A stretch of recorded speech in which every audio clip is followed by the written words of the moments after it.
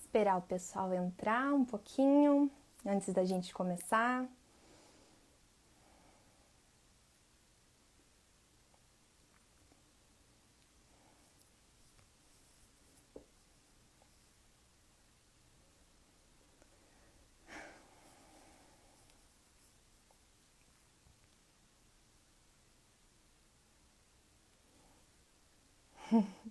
Yas, já mande mensagem para a professora para ver se está tudo certo.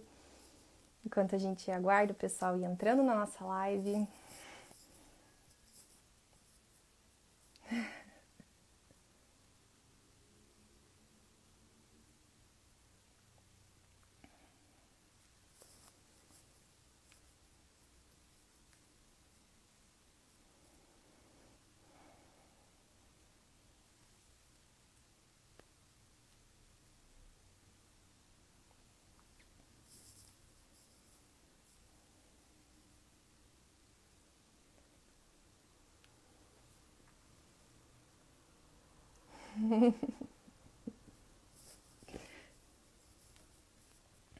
Bom, agora que já entrou mais gente, boa noite a todos e todas. Hoje a gente começa a terceira edição do Ao Vivo do Cultura Plural, um projeto desenvolvido agora durante a quarentena e a pandemia para a gente discutir um pouquinho mais sobre o cenário da cultura enquanto nós estamos em casa. Eu sou Manuela Roque Ferreira, estudante de jornalismo do segundo ano, do período do segundo ano, e hoje, em nome da equipe do Cultura Plural, eu venho aqui entrar num debate muito legal com a professora Aparecida de Jesus Ferreira. A professora está entrando aqui.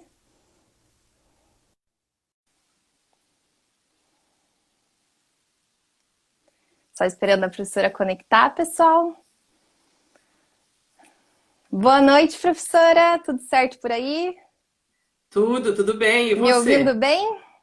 Estou te escutando bem. Você está me escutando bem? Tudo certo. Então, Ah, professora, que antes ótimo. de tudo, queria te agradecer a disponibilidade em estar aqui hoje com a gente. Para quem não sabe, pessoal, estamos conversando em dois fusos horários diferentes, porque eu estou aqui de Ponta Grossa, no Paraná, e a professora Aparecida fala com a gente hoje lá de Londres, na Inglaterra, onde ela está realizando o pós-doutorado dela. Professora, mais uma vez, muito obrigada por poder participar com a gente aqui hoje. Vou contar um pouquinho para o pessoal do teu currículo, se você não se importar. A Tá bom. professora, ela é do curso de Letras e do mestrado em Estudos da Linguagem da Universidade Estadual de Ponta Grossa. Ela é doutora e pós-doutora pela Universidade de Londres, já publicou diversos artigos e livros em diferentes países, e o mais recente deles, que é As Bonecas Negras de Lara, que é um livro de assunto infanto-juvenil. Ele tem uma produção com apoio da Lei de Incentivo à Cultura do Paraná. E recentemente a professora recebeu o título que vem do prêmio Anita Filipovski de Literatura, que foi em 2019, que foi promovido pela Fundação Municipal de Cultura de Ponta Grossa. Então, professora, mais uma vez, obrigada por estar aqui hoje com a gente, discutindo sobre a sua trajetória e muito relacionado às questões de raça, de literatura e da educação, principalmente. Então, boa noite, seja bem-vinda. Boa noite, muito obrigada. Estou muito feliz, né? Então, agradeço, Manuela, e o projeto, né, Cultura Plural, por me permitir estar aqui com vocês e dialogando um pouco com as pessoas sobre o livro, né? E principalmente as coisas que eu tenho feito. Agora, como você mencionou, aqui é 11 horas da noite, eu estou na Universidade de Bristol. Na realidade, eu estou no sul da Inglaterra, na University of Bristol, e estou numa pesquisa sabática que eu comecei em fevereiro e retorno agora para o Brasil no final de julho, né? Então, estou muito feliz pela oportunidade e possibilidade de conversar com vocês. Muito obrigada. Eu que agradeço, professor. Então, antes da gente começar a nossa conversa, eu lembro a todo mundo que quiser gerar o seu certificado de participação hoje, entre em contato com a nossa equipe através do e-mail culturaplural@gmail.com, que lá você envia o seu e-mail e gera automaticamente o seu certificado de participação na nossa live. E para todo mundo que tiver alguma pergunta ou algum apontamento para fazer para a professora Aparecida, escreve nos comentários e não esqueçam de deixar curtidas para a gente aqui também para apoiar o nosso projeto, tá bom? Então, professora, para começar, eu gostaria que você falasse um pouquinho da sua trajetória no campo da produção literária. Como que surgiu o seu interesse pela literatura infanto-juvenil, principalmente, e como que funciona o seu trabalho com questões de raça nas escolas. Ótimo, excelente. Então, eu já trabalho com as questões raciais já faz quase 20 anos, né?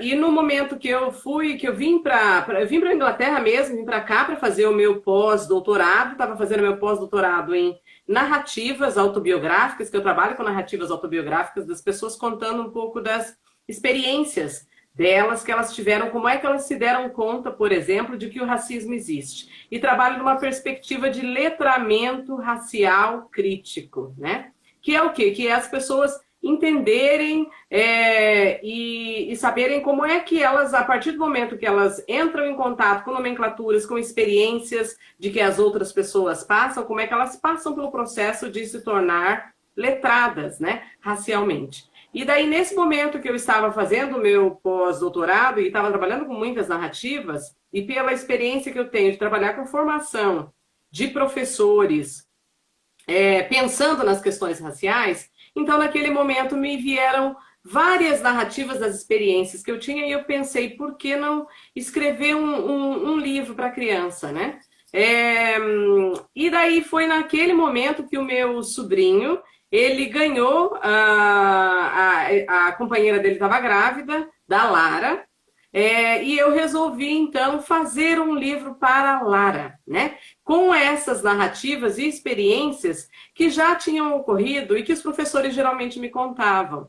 Então, eu quis transformar aquelas narrativas que outras crianças negras experimentaram para que tanto a Lara como tantas outras crianças que lessem o livro não passassem pela mesma experiência. Então, foi por aí que eu resolvi escrever o livro. Então, por isso que ele se chama As Bonecas Negras de Lara, justamente para que a Lara tivesse orgulho do seu pertencimento étnico-racial, das suas características físicas, que gostasse de ler livros de literatura com essa temática e outras temáticas também, que ela também gostasse e se visse como leitora, produtora de livros, até se quisesse, né? E que gostasse e que estivesse inserida com atividades intelectualizadas, né? Então, dando um livro para ela desde muito pequena, né? Então, isso certamente faz com que ela tivesse essa experiência, né? Então, foi daí que surgiu o livro, né? E daí eu tenho produzido outros livros, que são livros, livros algumas vezes um pouco mais teóricos, porque eu sou professora na UEPG, no curso de letras, trabalho tanto com formação de professores, como também no curso de mestrado em estudos da linguagem. Então, tenho muito, e também projetos de extensão. Tenho vários projetos de extensão que estou em contato com professores e, através dos professores, com os alunos e alunas dos professores e das professoras, né? Então, essas temáticas, né, por conta das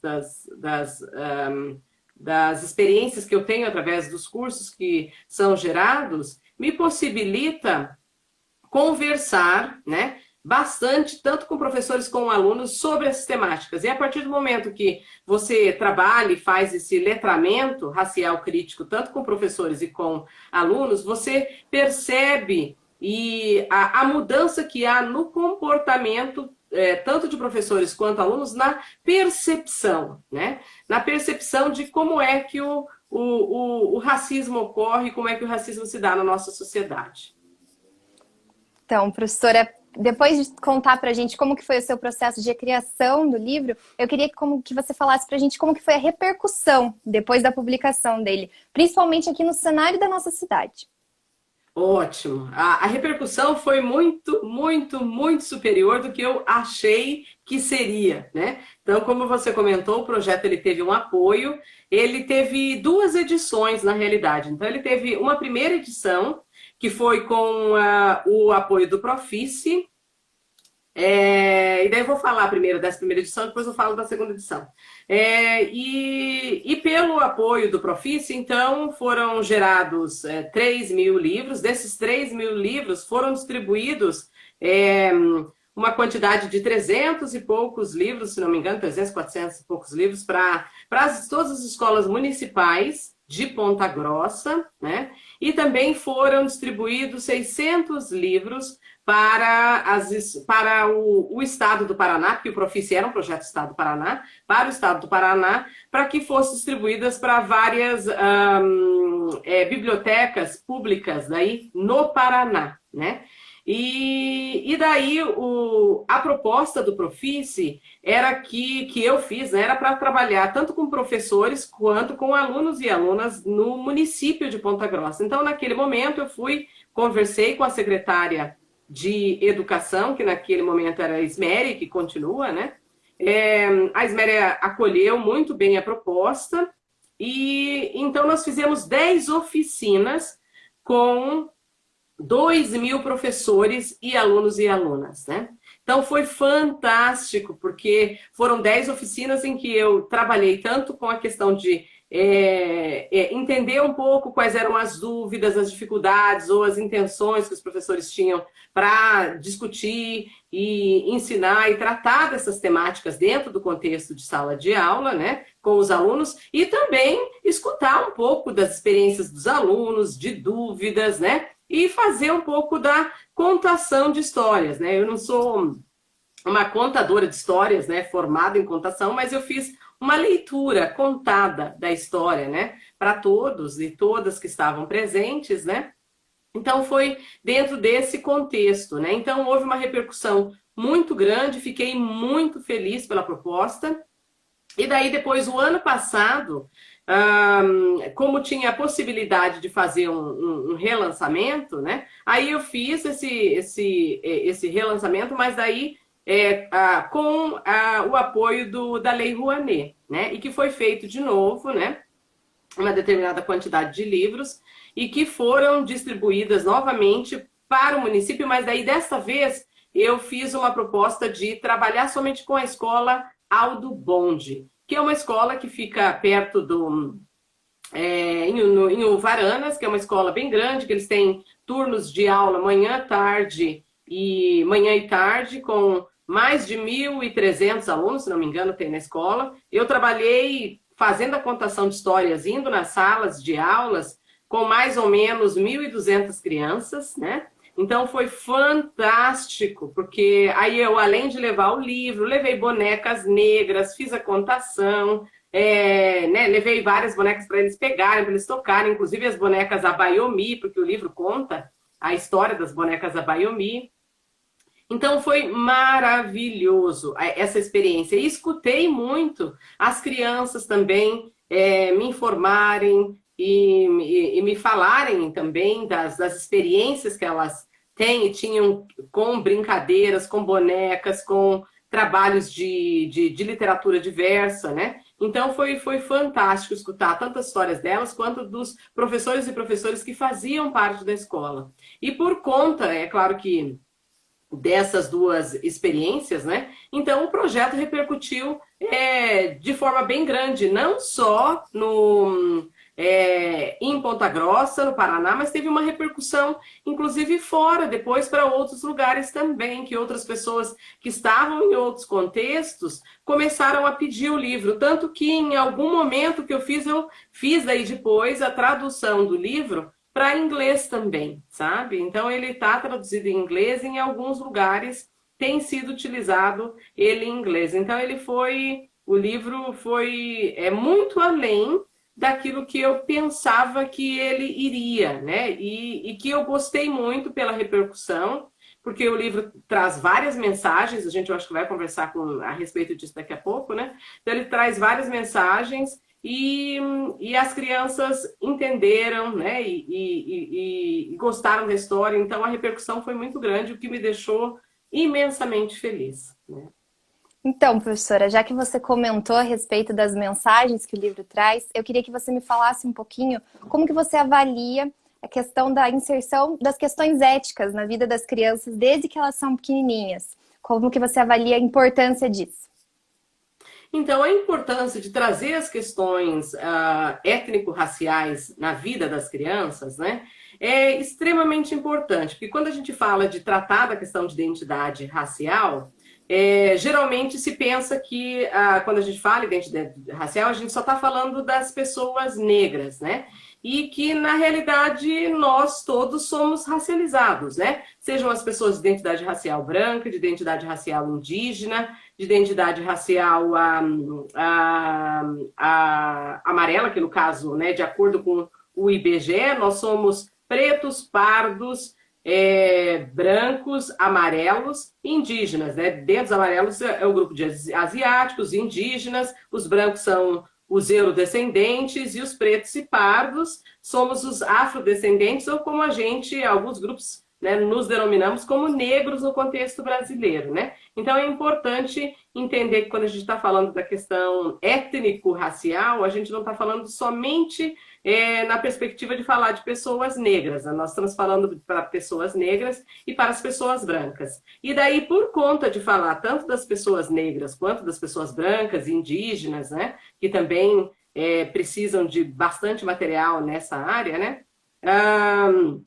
As crianças, quando vão para o contexto da escola, elas têm uma quantidade enorme de literatura eurodescendente, né? Então, tem muita falta de que as crianças tenham acesso à literatura com uma perspectiva que seja afrodescendente, uma literatura negra, que tenham personagens negros e negras, escrito por professores e por pessoas, autores negros e negras, né? Então, porque tem uma questão, quando se fala da questão racial negra, né, é importante que seja escrito por todos os autores, mas é importante também que seja escrito por autores negros, porque tem uma vivência específica, como já fala a Conceição Evaristo, né, ela fala de escrevivência, né? Então a gente escreve a partir das vivências experienciadas, né? E essa escrevivência, ela é extremamente importante. Então ela é importante para crianças negras,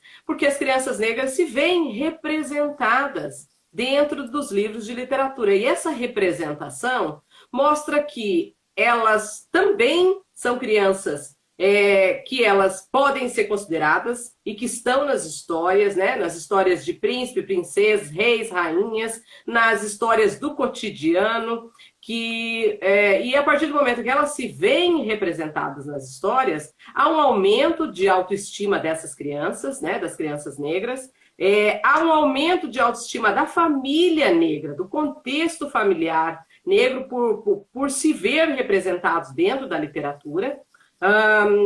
E daí, quando a gente fala de ver representado dentro da literatura, é importante que essa literatura seja uma literatura positivada, né? Que traga os personagens, que sejam personagens bonitos, que sejam personagens que estejam fazendo atividades intelectualizadas, que sejam personagens que estejam com uma vida cotidiana que se assemelha à identidade das pessoas brancas que estão dentro do mesmo livro do mesmo livro de literatura, né? Então essas questões são importantes. E daí, com relação às crianças brancas e às famílias brancas, incentiva tanto as crianças brancas também a se perceberem que elas não são a norma, que elas não são as únicas pessoas que podem e devem ser representadas dentro de um livro de literatura infantil como protagonista, que há um contingente de pessoas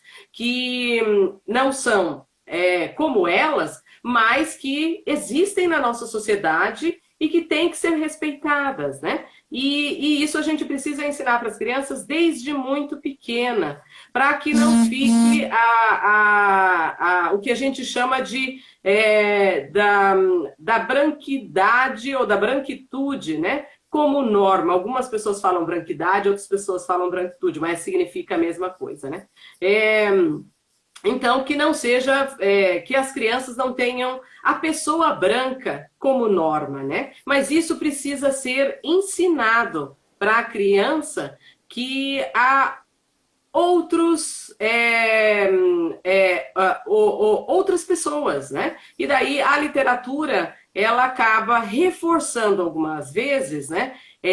Por conta de que a literatura é eurocentrada, né? Mostrando muito só os papéis de maior relevância e maior importância são dados dentro dos livros como protagonistas, por exemplo, para as pessoas brancas, né? Então, aí há uma importância muito grande de que tenhamos muitos livros produzidos de literatura que tenham personagens negros e negras, né? E como protagonistas, justamente para que nós tenhamos e possamos, né? Ter uma sociedade mais justa, igualitária, equitativa, né? No Brasil, hoje, nós somos 56% da população brasileira se autodenominou no último censo feito em 2018 agora, como pretas e pardas, né? Então, essa população que é majoritária no Brasil, ela precisa estar representada em todos os segmentos da sociedade. E a literatura é um desses meios de representação e que a gente educa a criança daí desde muito pequena a ter um comportamento inclusivo, né? E de lutar para que nós tenhamos uma sociedade equitativa. Equitativa, o que eu quero dizer com equitativa é que tudo que é produzido e gerado, né, dentro do Brasil seja distribuído de forma equitativa, né? Para que todas as pessoas possam ter a mesma visibilidade, os mesmos acessos, os mesmos direitos, e que, infelizmente, não é isso que ocorre nesse momento atual, né? Então é isso. Professora, sem dúvidas. Bom, já que a gente está falando de representatividade, existe uma falta dela muito grande nas obras literárias, que nem você mencionou.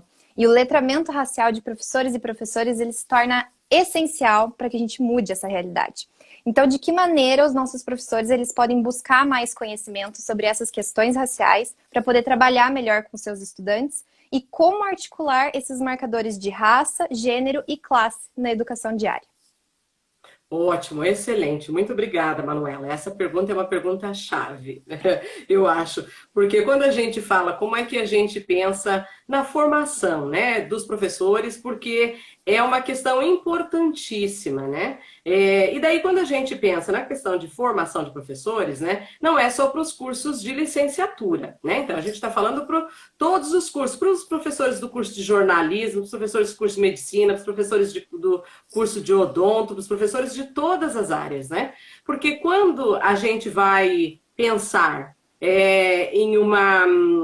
nós vamos pensar, por exemplo, nas literaturas, nos referenciais teóricos, né? Que nós discutimos dentro dos vários cursos de formação genérica de todos os profissionais que fazem parte, né? Seja na educação básica, como também no ensino superior ou no ensino de formação continuada, na especialização, mestrado, doutorado, pós-doutorado, né? Então, como é que a gente percebe, como é que os professores podem ajudar, né? Os professores podem colaborar e muito na medida de que, por exemplo, os currículos são construídos, né, para os cursos, né? Para os cursos de letras, para os cursos de jornalismo, para os cursos de medicina. E daí, nos currículos que são construídos, nas ementas que são feitas de cada um dos cursos e nos referenciais teóricos que são utilizados para a reflexão do domínio específico de cada um desses cursos, quais são as escolhas teóricas que são feitas? Há autores e autoras que são negros e negras, por exemplo, que estão sendo lidos, discutidos e refletidos sobre as pesquisas desses e dessas autoras, negros, negras, indígenas, por exemplo, né, e que há uma literatura abundante,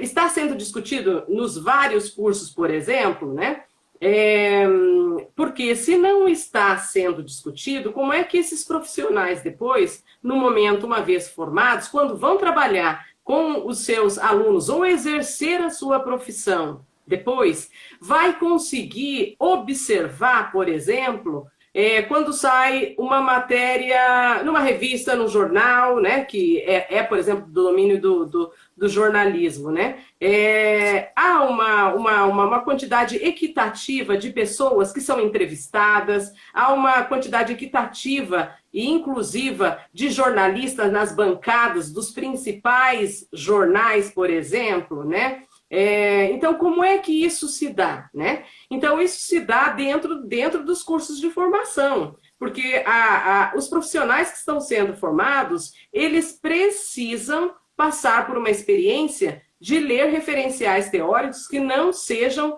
eurocentrados, né? Por quê? Porque eles vão ler outras teorias, outras epistemologias que são construídas por um grupo de pessoas diversas. E a partir daí aprendem, e aprendem também a valorizar pesquisas feitas, né, por grupos que são negros, indígenas, né, asiáticos, eurodescendentes, mas que, infelizmente, o que ocorre hoje é que nós temos as literaturas, os referenciais teóricos, né, que são utilizados nos cursos de formação de forma abrangente, não só nas literaturas, não só nos cursos de licenciaturas, né, eles são eurodescendentes, na sua maioria. Então, a gente precisa quebrar essa postura, né, para que, uma vez que se forme profissionais que tenham essa visão mais ampla,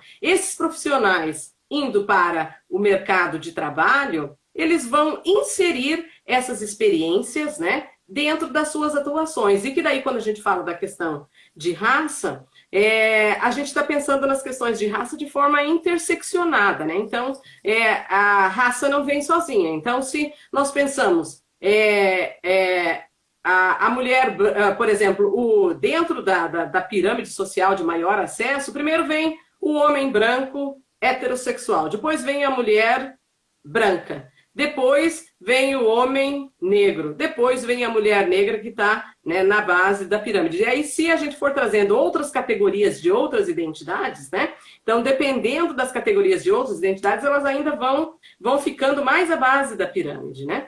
Então, e para que nós tenhamos uma sociedade mais equitativa, né, nós precisamos rever os nossos conceitos, as nossas formas, como é que os nossos currículos são trazidos, como é que as nossas referências bibliográficas são escolhidas no momento que são tratados com os nossos alunos, porque é só a partir do momento da vivência e que perpassa pela universidade, que perpassa pelos bancos escolares, né, para que a gente consiga fazer uma mudança significativa na sociedade. Então, eu acho que perpassa por essa experiência. Daí não cabe somente a licenciatura, né? Ela vai para outros domínios de outras áreas, como eu dei exemplo aí, né?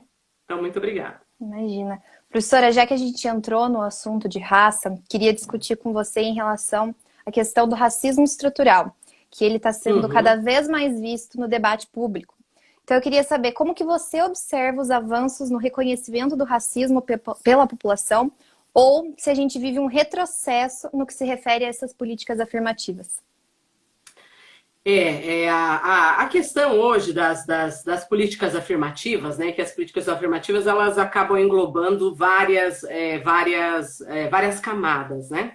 Então, a gente já conseguiu assim, um contingente importante por conta das políticas afirmativas, tanto no acesso de pessoas nas universidades, como acesso de políticas afirmativas que tem com relação a empresas e empregos, né? E daí, isso é uma possibilidade de quebrar a questão do racismo estrutural. Nós estamos tendo vários avanços, né, com alguns desdobramentos, é claro que por conta do cenário político que nós estamos vivendo atualmente, então estamos tendo alguns retrocessos.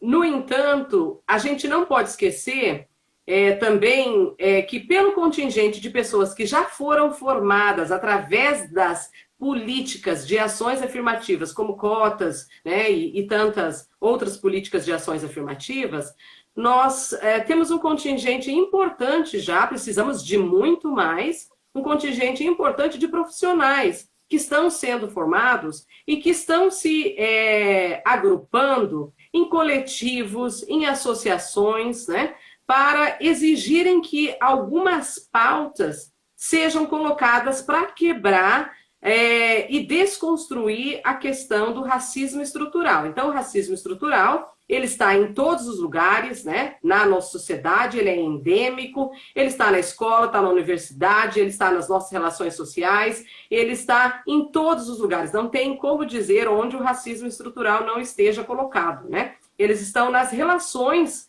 que as pessoas exercem, ou seja, é um modo de pensar, né? E esse modo de pensar precisa passar por um processo de letramento racial crítico para que as pessoas desconstruam o que foi construído para elas, através da mídia, através das várias relações sociais que são trazidas e colocadas.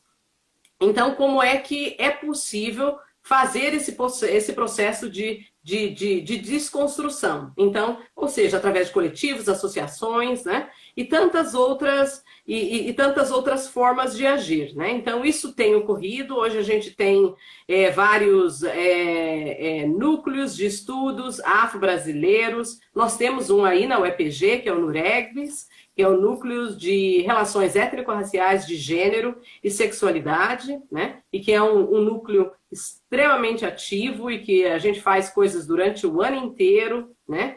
Então, e que tem colaborado. Então, além do núcleo, há vários outros núcleos na UEPG também que têm pautado a questão racial, a questão de gênero, como é o caso da Karina e da Paula, né, que você deve conhecer aí do curso de jornalismo, né, que são duas queridas e que eu acho fantástico o trabalho que elas desenvolvem, né.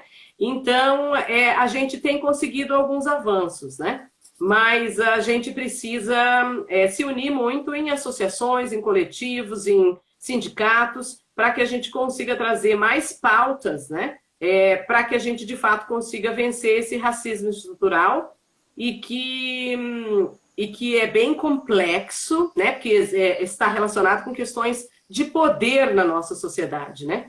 Então, e nós individualmente conseguimos fazer algumas coisas, como, por exemplo, eu fiz esse livro de literatura, mas nós precisamos agir de forma colaborativa e em grupos para que a gente possa combater o racismo estrutural no formato que ele está. Estamos conseguindo vários avanços e vamos conseguir muito mais, né? Então, por exemplo, uma live como essa, né, é uma forma de divulgação, de dar apoio, de colaborar para que a gente possa discutir sobre questões como essa que são tão importantes e tão relevantes, né, para a nossa sociedade. Então, é isso. Sem dúvidas, professora. Eu que fico muito feliz de fazer parte disso tudo.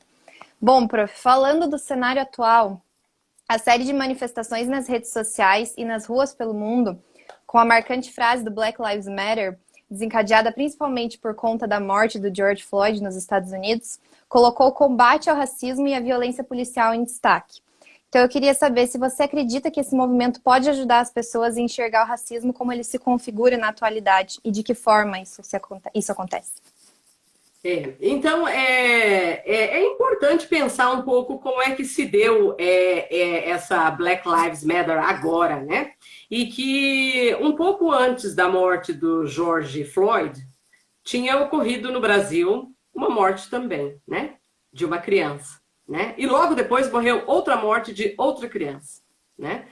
E um pouco antes disso, teve a morte da Marielle, né? Então já vem ocorrendo, o racismo estrutural está posto, colocado na nossa sociedade, e várias mortes vêm ocorrendo, né? No entanto, o que causou esse Black Lives Matter agora, né? As vidas negras importam agora no contexto brasileiro, e que trouxe mobilização para várias pessoas para a rua, e foi a morte do George Floyd, e que isso é muito emblemático também, né? Para dizer que, por exemplo, precisou que ocorresse a morte do George Floyd para que a população dissesse agora nós entendemos que nós temos racismo. Não, o racismo está aí na sociedade brasileira, está posto e colocado, né? Então, por conta do que ocorreu lá, que, né, acabou gerando uma discussão não só lá, mas mundial. Então, a gente vê várias outras discussões ocorrendo o tempo inteiro, né? Então, o que eu vejo que ocorre no Brasil, né? é que há uma necessidade, né, da população toda perceber que dentro do Brasil, né, há 56% da população brasileira, e é que a população brasileira faz parte, 56% da população brasileira é negra, e que a população negra, né, no Brasil faz parte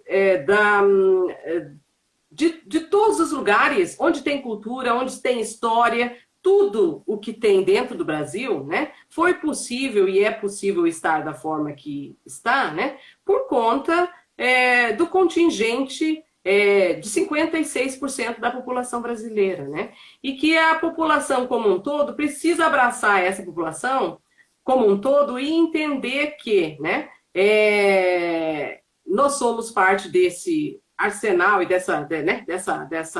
desse local efervescente de cultura, e a partir do momento que a população brasileira entender isso, né, e lutar para as vidas das pessoas negras, para que as vidas das pessoas negras sejam salvas, para que nós tenhamos, de fato, uma sociedade mais equitativa, né, e que essa sociedade equitativa tenha orgulho de ter médicos e médicas negros e negras, que tenha orgulho de ter advogados e advogadas negros e negras, e indígenas, dentistas, né? E que não ocorra igual o que a gente vê em alguns casos, né?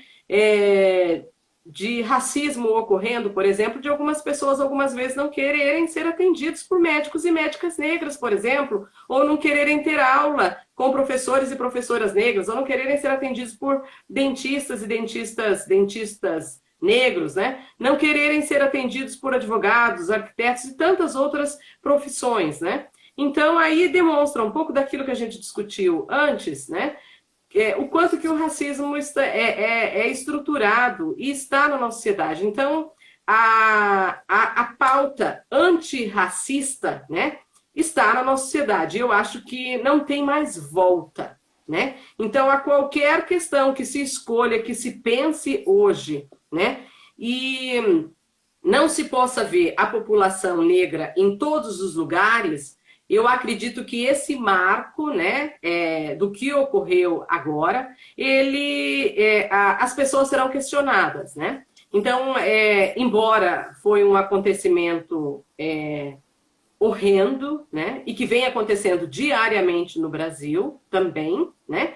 Então, é uma pauta antirracista não tem mais volta, né? E daí esse lugar dessa pauta antirracista precisa ser revista por todos e todas, como eu acabei de mencionar, né? Sejam através das suas formas de atender, através dos seus currículos nas escolas, nos cursos de formação de pessoas diversas, né? Para que a gente possa todos lutar, né, para uma sociedade que seja, de fato, inclusiva. E que essa inclusão não esteja escrita só nos documentos, ou que esteja só como pauta de algumas matérias, algumas manchetes, né?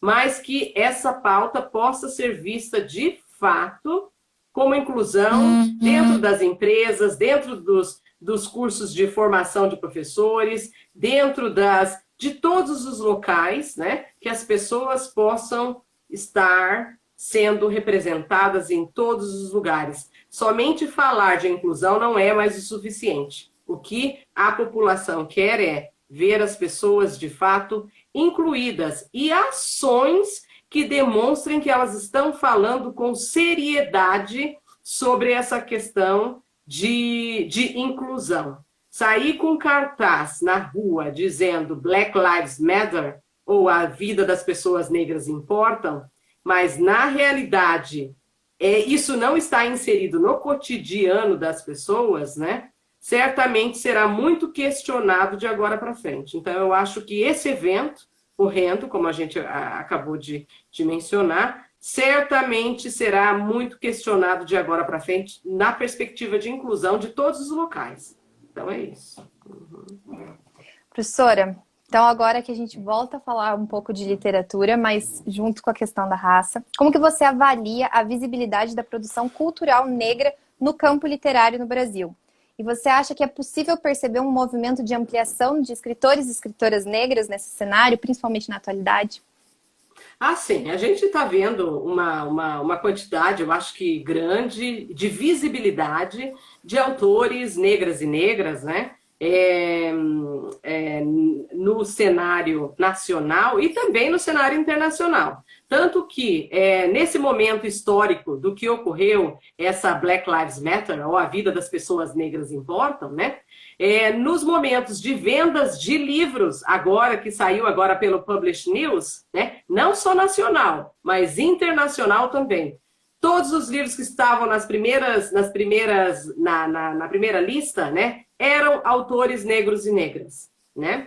Então, essa mudança, né, a gente espera que ela passe a ser tendência, né, e que as pessoas passem também a trazer mais a visibilidade das pessoas negras dentro da literatura. E um grande exemplo disso é Conceição Evaristo, né? Então, a Conceição Evaristo e outros autores e autoras também têm tido uma evidência muito grande, né?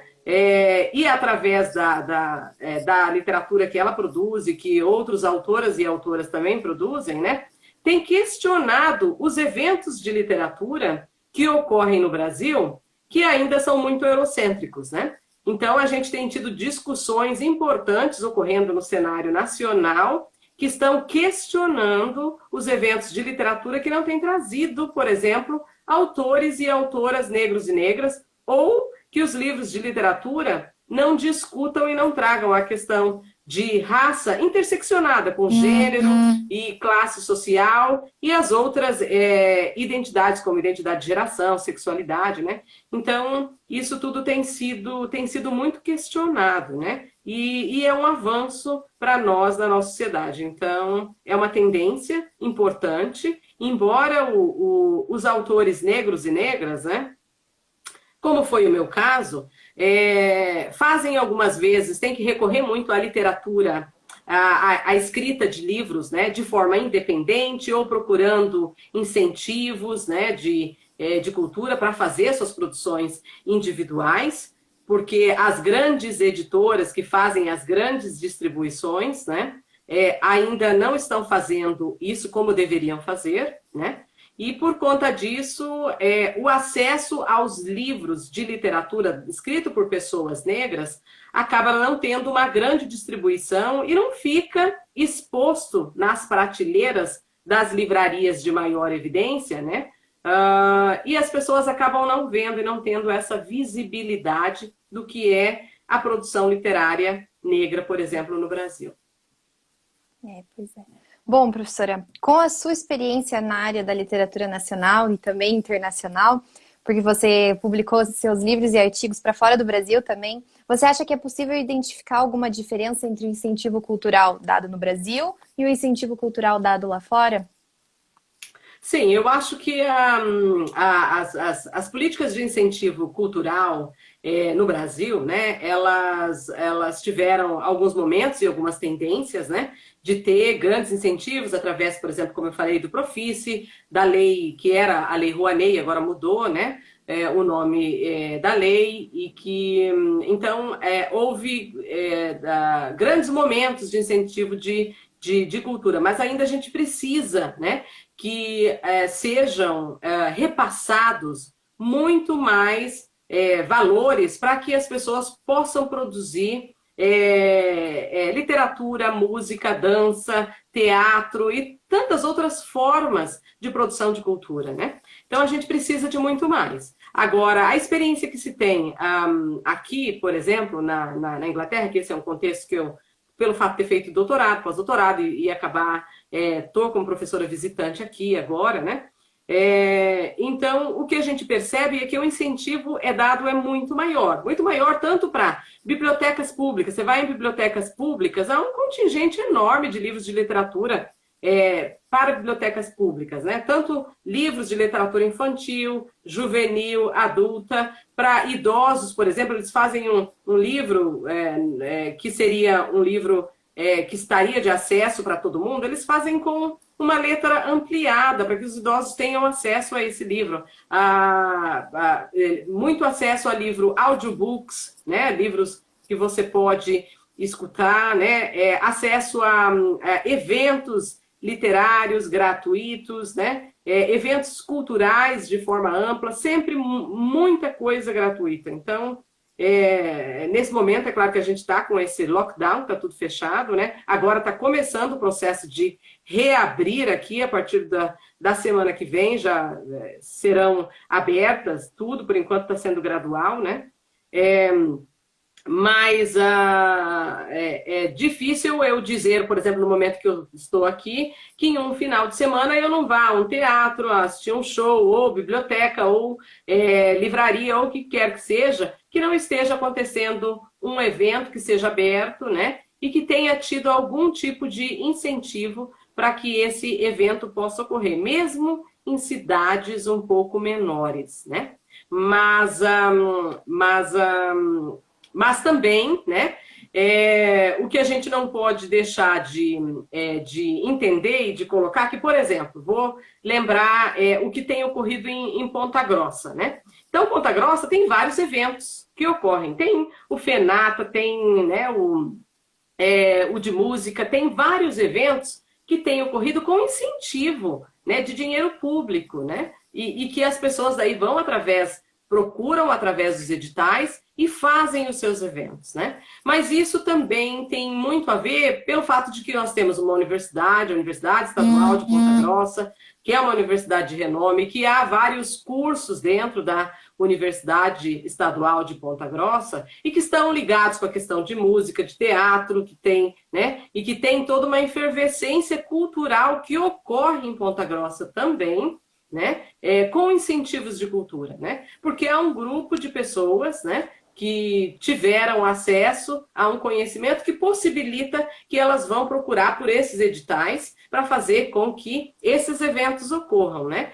E então o papel da Secretaria de Cultura aí de Ponta Grossa é fundamental nesse sentido, tanto quanto da Universidade Estadual de Ponta Grossa, que tem um papel fundamental na disseminação, né, seja através de grupos de pesquisa, seja através né, desse grupo que vocês têm, que é o Cultura Plural, seja através dos jornais, né, que vocês têm também, o jornal Foca, né? Foca Livre.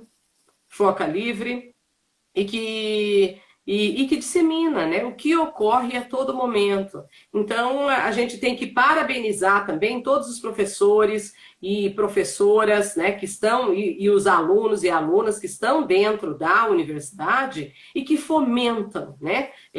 Então, é difícil você estar dentro da Universidade de Ponta Grossa, né, Universidade Estadual de Ponta Grossa, e não ter um evento ocorrendo, né? Então, o ano inteiro tem eventos ocorrendo o tempo inteiro, e que isso fomenta muita cultura e possibilita que outras pessoas, né, façam façam projetos também. Uhum. Professora, começaram a chegar perguntas no nosso chat agora, então eu vou ler elas para você. Do Volney Então, tá CS. Professora, como você vê a questão das estátuas históricas que são símbolo de supremacistas brancos? Uhum.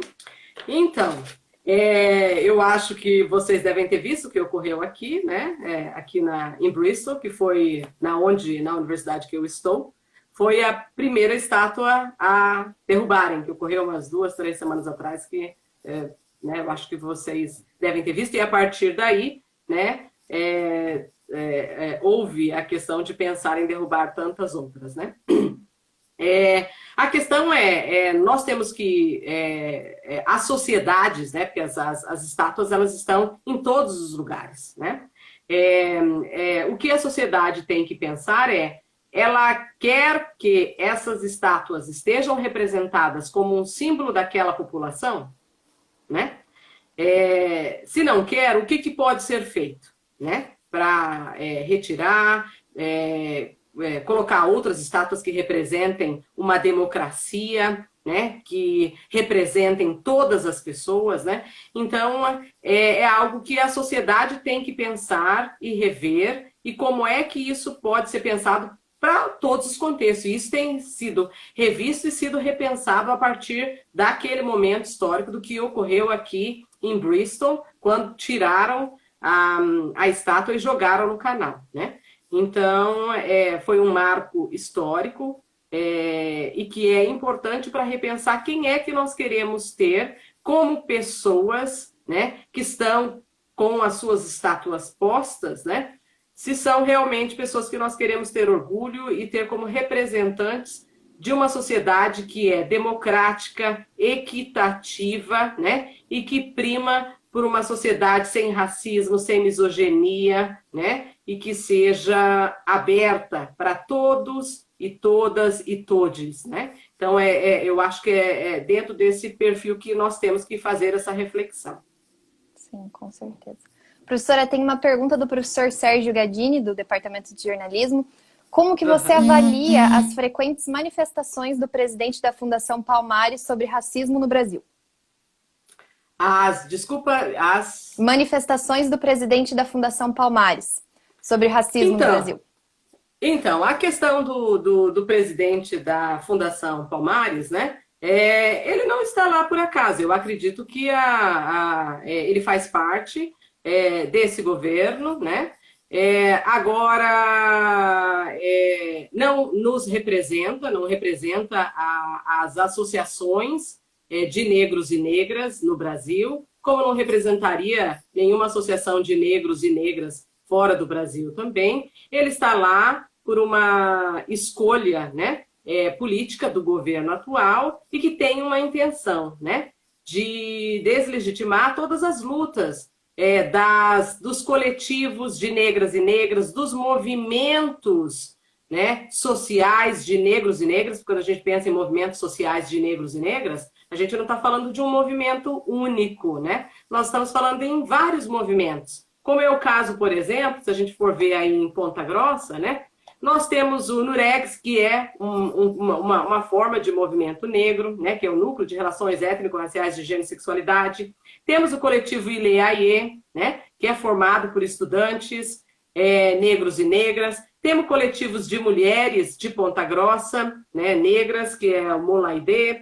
Temos Moladê, temos o Sorriso Negro, né? Então, nós temos vários movimentos negros em Ponta Grossa, né? E fazendo várias atividades, né? Agora, o que a gente não pode pensar também é que a pessoa que está na posição de estar representando agora, né?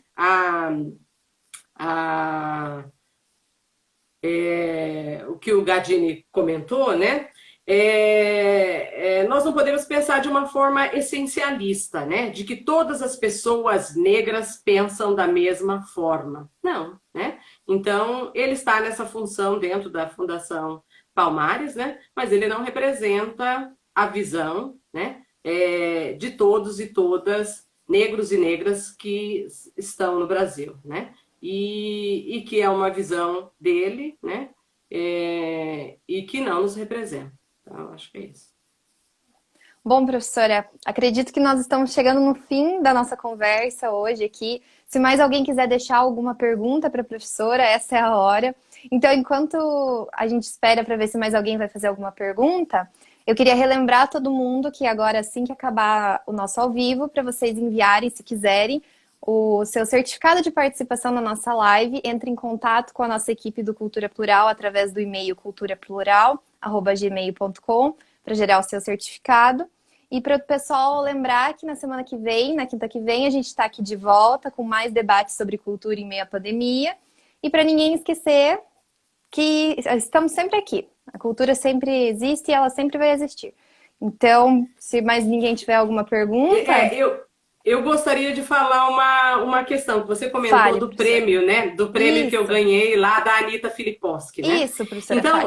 Então, eu gostaria de mencionar que por conta desse prêmio, né? As duas jornalistas que fizeram jornalismo aí na UEPG, né? Que foi a Luana Nascimento, né? E também a Ana Stuski, né? Elas fizeram e abriram uma biblioteca, né? Que é uma biblioteca colaborativa, uma biblioteca solidária, né? No meu nome, né? E ela fica dentro da casa do Casulo Casa Colaborativa, né? Então eu fiquei muito feliz, agradeço as duas assim imensamente e a Casulo Casa Colaborativa por ter aceitado e acolhido, né, essa biblioteca que tem uma função de fazer leituras sobre mulheres negras e pensar na questão do empoderamento da mulher, né? Então eu fiquei assim muito feliz, agradeço muito as duas por esse carinho, né, e por ter ganhado esse título dentro dessa biblioteca, né, que tem uma função que é de inclusão, inserção, de trazer a mulher, né, para o centro da discussão também. Então eu fico muito feliz e parabenizo as duas têm também é, elas têm um podcast, né? Uhum. Que é Pássaro Liberto, que é o projeto Pássaro Liberto, que elas fazem Isso, o blog entrevistas, né? literário delas. Isso, o blog literário delas. Então eu fiquei muito feliz, agradeço e parabenizo elas e parabenizo vocês também, né, pelo projeto. Gadini, que eu vi que ele estava aí a todo momento, a Karina, a Paula e todos, né, que fazem parte do curso de jornalismo por esses projetos que vocês têm feito. Geralmente a gente sempre recebe vocês, né, lá no Nuregs ou quando querem conversar conosco sobre alguns dos projetos que a gente tem feito para divulgar, né? Então, parabéns, e a gente sabe que as universidades hoje, públicas, estaduais, elas têm o brilho que têm, né? Por conta dos professores que estão dentro das universidades, né? Então, eu gostaria de parabenizar e a gente tem que dar, mostrar o prestígio, né, das universidades que a gente faz e que eu sou muito orgulhosa de fazer parte de uma universidade estadual de renome, né, e que tem toda essa projeção nacional e internacional, né? Então, fico muito feliz e parabenizar todos, né, vocês aí como estudantes, né, pelo envolvimento nos projetos também. Então, parabéns. Professora, eu agradeço em nome da equipe do Cultura Plural pela sua participação hoje, agradeço pela nossa conversa, que ela é essencial, principalmente no cenário que a gente vive. Então é isso, pessoal. Lembrem-se de gerar o certificado de participação de vocês através do nosso e-mail, culturaplural@gmail.com. Agradeço a audiência de todos vocês que participaram do nosso ao vivo hoje e não se esqueçam que quinta-feira tem mais. Muito obrigada e boa noite a todos. Obrigada. Tchau, tchau, professora. Tchau, obrigada.